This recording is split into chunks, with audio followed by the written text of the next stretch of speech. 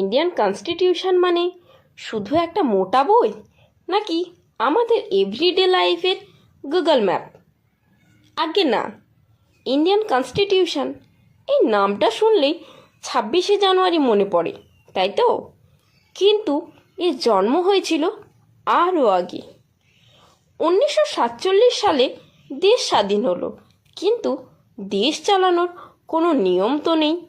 তখন দরকার পড়ল একটা রুল বুকে, যেটা বলবে সরকার কিভাবে চলবে, নাগরিকের কী অধিকার। সেই কাজের জন্য তৈরি হলো কনস্টিটিউয়েন্ট অ্যাসেম্বলি।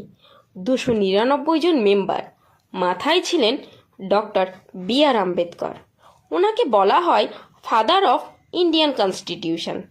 ড্রাফটিং কমিটি এর চেয়ারম্যান ছিলেন উনি। টানা 2 বছর 11 মাস 18 দিন ধরে আলোচনা হলো। পৃথিবীর সব বড় দেশে সংবিধান দেখা হলো। তারপর আমেরিকা থেকে ফান্ডামেন্টাল রাইটস, আয়ারল্যান্ড থেকে ডিরেক্টিভ প্রিন্সিপাল।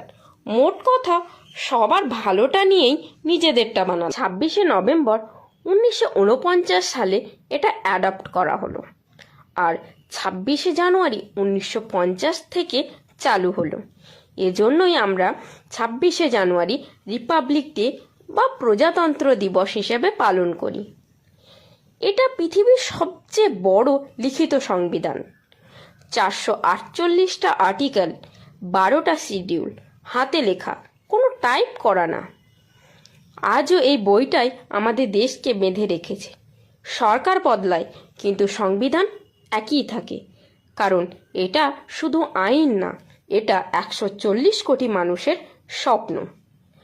আর এই স্বপ্নের কথাগুলোই সহজ বাংলাতে বলতে লবাজ আছে। আইন জানো এবং ফলো করো, লবাজ।